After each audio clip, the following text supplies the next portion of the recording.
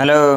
देखिए, जितने लोग भी वीडियो और लेखपाल की तैयारी कर रहे हैं वो लोग इस वीडियो को ध्यान से देखेंगे। देखिए, इसमें हम लोग जनरल हिंदी पढ़ेंगे और जनरल हिंदी का 20 MCQ हम लेके आए हैं और इसको हम लोग समझेंगे कि कैसे पेपर में क्वेश्चन आते हैं। और ये सारे क्वेश्चन प्रीवियस ईयर के क्वेश्चन हैं, तो इसको आप लोग ध्यान से देखिएगा।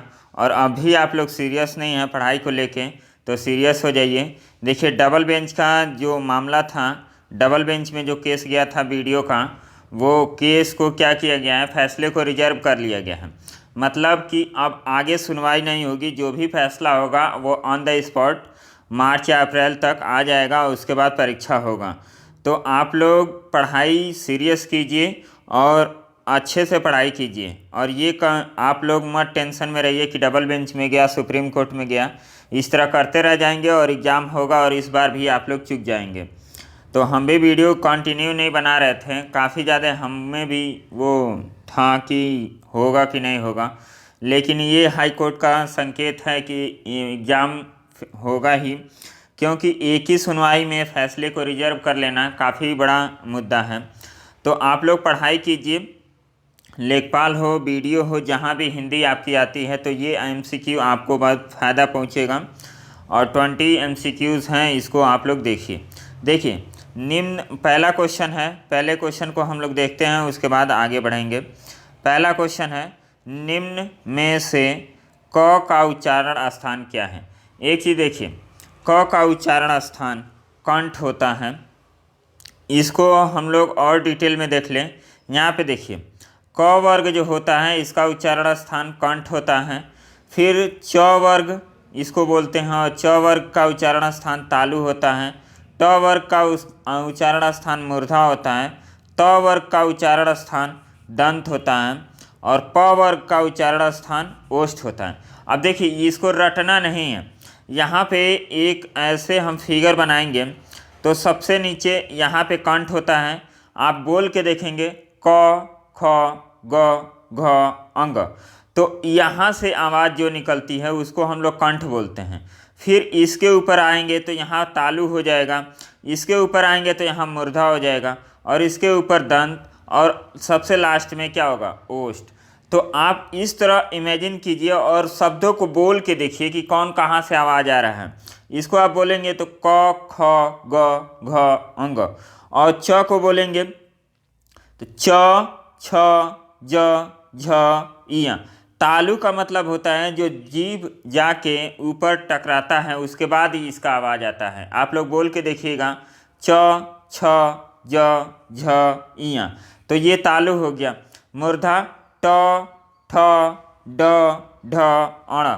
थोड़ा सा और आगे बढ़ेंगे तो ये मूर्धा हो गया। दंत त थ द ध न। दंत क्या होता है, इसके साउंड निकालने के लिए जीभ का दांत में सटना अनिवार्य होता है। बिना दांत से संपर्क किए जीभ को इसका आवाज़ नहीं निकाल सकते हैं। तो इसको बोल बोल के बार बार प्रैक्टिस करना है कि कौन सी आवाज़ कहाँ से आ रही है। इसको देखिए, ओष्ठ का प फ ब, प यहाँ क्या हो जाना चाहिए, फ होना चाहिए, प फ ब भ म। तो ये सब ओष्ठ से निकलते हैं, ओठ का इसमें ज़्यादा यूज होता है। तो इस तरह हम लोग इसको निकालेंगे। यहाँ देखिए, अंतस्थ व्यंजन इसको हम लोग क्या बोलते हैं, य र ल व।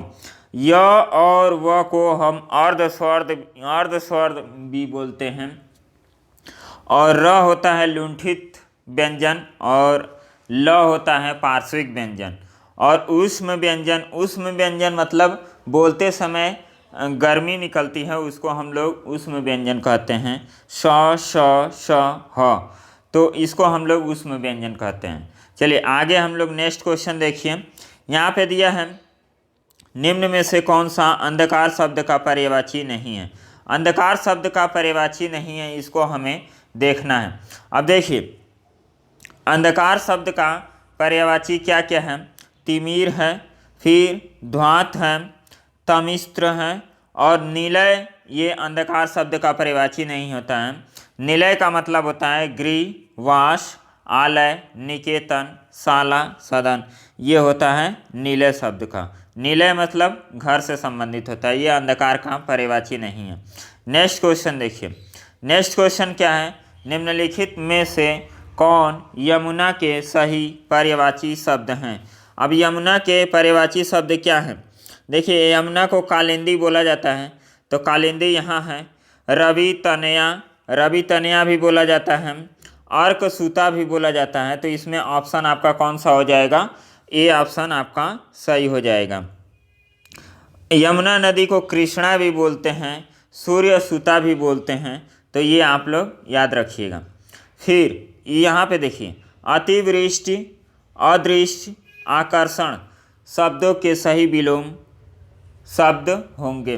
अब देखिए आकर्षण का होता है विकर्षण। अब देखिए यहाँ पे दो ऑप्शन में नहीं दिया तो इसको काट दीजिए। एलिमिनेशन मेथड का भी आप लोग यूज कीजिए, तभी आप लोग के ज़्यादा से ज़्यादा क्वेश्चन बनेंगे। आकर्षण का हो गया, विकर्षण हो गया। अदृश्य क्या हो गया, सदृश हो गया।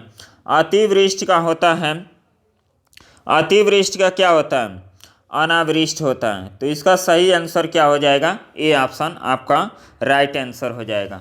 पांचवा में देखिए, पांचवा हम लोग क्वेश्चन पढ़ते हैं, निम्नलिखित शब्दों के सही पर्यायवाची होंगे। अब निम्नलिखित शब्दों के सही पर्यायवाची होंगे, यहाँ है पेड़, उत्तम और लता। लता का मतलब क्या होता है, बेल होता है। उत्तम मतलब सुप्रीम होता है, मुख्य होता है। और पेड़ बीटक, बीटप को पेड़ भी कहते हैं, पादप भी कहते हैं, तरु भी कहते हैं बीटक को। और उत्तम को हम लोग सर्वश्रेष्ठ कहते हैं, श्रेष्ठ कहते हैं, मुख्य कहते हैं। तो ये इसके पर्यायवाची हैं। नेक्स्ट क्वेश्चन देखिए, छोटी सी गलती पर पिताजी ने ऐसे उपदेश दिया कि मैं नतमस्तक हो गया मतलब झुक गया। कटाक्ष बोलना इसको हम लोग कहते हैं। तो कोई कटाक्ष बोलता है, वहाँ पे हम लोग क्या होते हैं, बहुत सहम जाते हैं। तो सुक्ति बाण चलाना इसका सही ऑप्शन हो जाएगा। नेक्स्ट क्वेश्चन देखिए 7, लकड़ी, इसको लड़की नहीं पढ़ना है, कन्फ्यूजन होता है देख के लकड़ी और लड़की में। तो लकड़ी कौन सा, इसका संज्ञा बताना है कि ये किस में आएगा। अब देखिए द्रव्यवाचक संज्ञा होता है, जितने भी मटेरियल नाउन होते हैं उसको हम लोग द्रव्यवाचक संज्ञा कहते हैं। कॉपी, पेन, कलम, ये सब क्या हैं, मटेरियल नाउन है, द्रव्यवाचक संज्ञा है। तो इसको हम लोग लकड़ी को द्रव्यवाचक संज्ञा कहेंगे। अब व्यक्तिवाचक क्या होता है, व्यक्तिवाचक में होता है किसी का नाम हो गया, रमेश, गणेश, दिनेश, सीता, गीता, रीता। जातिवाचक का मतलब जाति को सूचक करने वाला शब्द होते हैं, इसको हम लोग बोलते हैं। जैसे सैनिक हो गया, सैनिक क्या हो गया, ये जातिवाचक सूचक हो गया। समूहवाचक, इसका आप लोग कमेंट करके बताइएगा कि समूहवाचक संज्ञा कौन सा होता है। चलिए नेक्स्ट देखिए, नेक्स्ट हम 8वां पढ़ते हैं। 8वां में क्या है, 8वां, दिए गए बाईं ओर के शब्दों को दाईं ओर के उनके विलोम शब्द से मिलाइए। अब विलोम शब्द से मिलाना है, उर्वर का होता है ऊसर, बंजर का होता है उपजाऊ, गरिमा का होता है लघिमा, और आग्रह का होता है दुराग्रह। तो ये आपका अपोजिट हो गया। नेक्स्ट क्वेश्चन देखिए 9 नंबर। 9 नंबर में क्या है, आपको देखना है निम्नलिखित विकल्पों में से कौन सा दीर्घ स्वर नहीं है। अब दीर्घ स्वर नहीं है उसको हम लोग देखना है। ह्रस्व स्वर ये है, दीर्घ स्वर नहीं है। दीर्घ मतलब बड़ा ई, बड़ा ऊ, बड़ा आ, तो इसको हम लोग दीर्घ स्वर बोलते हैं। और ह्रस्व स्वर दो मेनली स्वर होते हैं, एक ह्रस्व स्वर होता है, एक दीर्घ स्वर होता है। आप सभी जानते हैं कि हिंदी में 11 स्वर होते हैं, दीर्घ स्वर और ह्रस्व स्वर। ह्रस्व स्वर में क्या क्या आते हैं, अ आ गया, ई आ गया, ऊ आ गया और ऋषि। इसको हम लोग ह्रस्व स्वर बोलते हैं, या छोटा स्वर भी आप लोग इसको बोल सकते हैं। और दीर्घ स्वर में क्या क्या होता है, आ, बड़ी ई, बड़ा ऊ, ए, ओ और औ। ये क्या होते हैं, दीर्घ स्वर होते हैं। ये 7 होते हैं और ह्रस्व स्वर 4 होते हैं। सब मिला के कितने टोटल हो जाते हैं, स्वरों की संख्या 11 हो जाती है। नेक्स्ट, अब देखिए इसको वाक्य को करेक्ट करना है। तुम राम को कहानी सुनाओ, तुम राम को कहानी सुनाई। अब सुनाई का मतलब यहाँ पे क्या हो जाएगा, यहाँ ए गलती हो जाएगा, आप लोग इसको अच्छे से पढ़ेंगे तो तुमने राम को कहानी सुनाई, ये ज़्यादा सही है। यहाँ पे क्या होना चाहिए, तुमने राम को कहानी सुनाई। नेक्स्ट क्वेश्चन देखिए 11 नंबर, जिसको आपने बुलाया था वह विद्यालय गया है। प्रस्तुत वाक्य में कौन से सर्वनाम का प्रयोग हुआ है। तो प्रस्तुत वाक्य में कौन सा सर्वनाम लगा है, तो यहाँ पे संबंधवाचक सर्वनाम लगा है। आपको कमेंट में बताना है कि सर्वनाम कितने प्रकार के होते हैं और कितने टाइप के होते हैं सर्वनाम, इसको आप लोग कमेंट करके ज़रूर बताइएगा। नेक्स्ट देखिए, नेक्स्ट हम लोगों को इसमें क्या करना है, दिए गए बाईं ओर के शब्दों को दाईं ओर के उनके विलोम शब्द से मिलाइए। तो हमें मिलाना है, स्थूल का क्या होता है, स्थूल सूक्ष्म होता है। फिर स्नेह, स्नेहासिक्त, स्नेहासिक्त का होता है स्नेहारिक्त, स्नेहारिक्त इसका अपोजिट हो जाएगा। विराट का क्या हो जाएगा, सूक्ष्म या शूद्र हो जाता है। मौन का सस्वर हो जाता है, तो ये इसका अपोजिट है। नेक्स्ट ऑप्शन देखिए, मेरे को पुस्तक चाहिए, मेरे को तेरे को, ये मुंबई लैंग्वेज में ऐसे बोला जाता है, जबकि ये क्या होता है, ये सही नहीं होता है। यहाँ पे क्या होगा, मेरे को के स्थान पे होगा मुझको, मुझे या मुझे पुस्तक चाहिए, इसका सही ऑप्शन हो जाएगा मुझे पुस्तक चाहिए। तो ये ऑप्शन आपका गलत हो जाएगा, इस पार्ट में आप लोगों का गलत है। 14 में देखिए, 14 में क्या होगा कि वह किला जिसे तुमने देखा था वह अब खंडहर हो गया है। प्रस्तुत वाक्य में गलत क्या है, वह खंडहर हो गया है, डायरेक्ट भी हम लोग बोल सकते हैं। तो इसमें गलत वाला पार्ट क्या है, वह अब हो गया, कॉमन एरर है। इसको देखिए, मस्ती में गाड़ी चला रहे सुमोन के सामने अचानक ट्रक आ जाने से वह गहरी नींद से जाग गया। प्रस्तुत गहरी नींद से जाग जाना, इसका मतलब सो के वो गाड़ी नहीं चला रहा था, उसका ध्यान कहीं और था। जैसे ही सामने कुछ आया तो वो क्या हो गया, भौचक्का हो गया। तो यहाँ पे देखना, अपना रंग दिखाना, अपना रंग दिखाना नहीं हो गया। गिरा बांधना ये भी नहीं है, साए से भागना ये भी नहीं होगा। तंद्रा भंग हो जाना, तंद्रा भंग हो जाए मतलब इमीडिएट हम चौकन्ना हो जाना, इसका मतलब होता है। चलिए नेक्स्ट क्वेश्चन देखते हैं। यहाँ पे देखिए लोकोक्तियाँ हैं और इसको हमें सही करना है।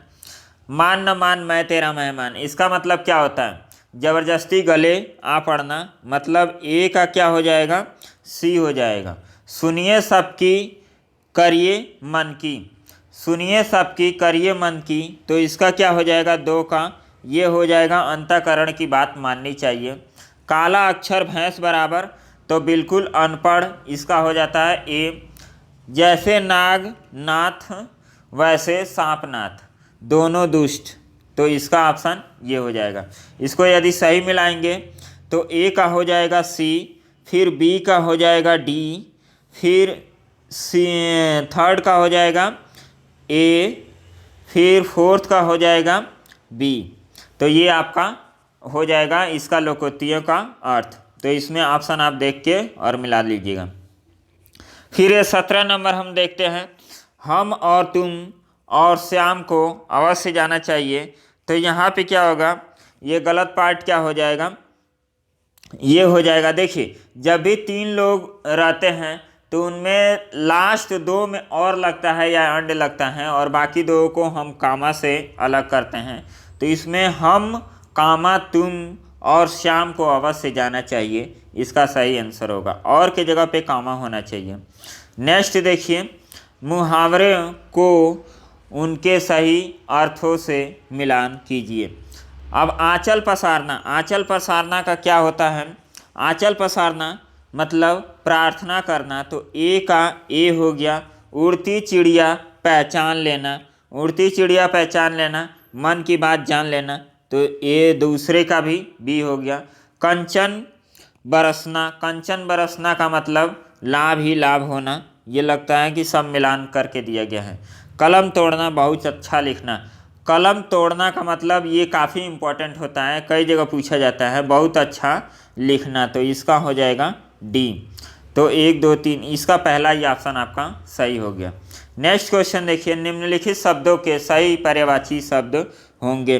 ब्रह्मा, सेवक और ग्रीष्म, इसका क्या हो जाएगा सही ऑप्शन आपका हो जाएगा चतुरानन, भृत्य, निदाघ। निदाघ ये हो जाएगा आपका सही answer. Next question, last question, इसको पढ़ते हैं। यहाँ पे दिया गया है, दिए गए बाईं ओर के शब्दों को दाईं ओर के उनके विलोम शब्द से समझाइए। तो हमें करना है, गणतंत्र का क्या हो जाता है राजतंत्र, तो गणतंत्र का राजतंत्र हो जाता है। स्वतंत्र का परतंत्र हो जाता है। वैतनिक का अवैतनिक, दहन का समन। तो ये ऐसे एकदम सेट किए गए हैं A B C D, तो इसका थर्ड ऑप्शन आपका हो गया। तो ये आपका लास्ट क्वेश्चन था। और देख लीजिए, जितने लोग भी वीडियो और लेखपाल की तैयारी कर रहे हैं वो सीरियस तैयारी करें, और ख़ासकर वीडियो वाले लोग अच्छे से तैयारी करें हिंदी और रीजनिंग की और GK GS की का। इसका परीक्षा जल्द ही होगा, और जो भी फैसला होने वाला है वो डबल बेंच का भी जल्दी फैसला आ जाएगा, क्योंकि देखिए उसमें डेट वोट नहीं लगा है। सिंगल बेंच में हम लोग देखे हैं कि डेट पे डेट लग रहा था और काफ़ी डिले के बाद फैसला आया है, लेकिन डबल बेंच ने एक ही सुनवाई में उसको रिजर्व कर लिया है फैसले को, मतलब आगे कोई डेट नहीं लगेगा और फैसला जो भी होगा वो तुरंत सुनवाई कर देगा। तो इसका मतलब एग्ज़ाम फेवर के कंडीशन में ही होगा, मतलब एग्ज़ाम लड़कों के पक्ष में नहीं होगा कि हाँ अपॉइंटमेंट दे दिया जाए या कुछ और किया जाए, डेट लगे।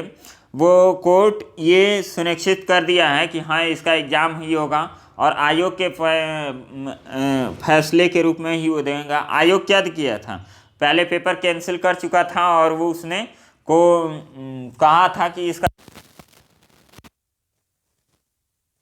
कि री एग्ज़ाम ना हो के अपॉइंट मिले, तो ऐसा कुछ मैटर नहीं होने वाला है। डबल बेंच का भी फैसला जल्द ही आएगा और वीडियो का एग्ज़ाम आपको देखने को ज़रूर मिलेगा। तो आप लोग अच्छे से तैयारी कीजिए, और जहाँ से भी आप लोग पढ़ रहे हैं अच्छे से पढ़ाई कीजिए। तो चलिए मिलते हैं नेक्स्ट वीडियो में, तब तक के लिए बाय।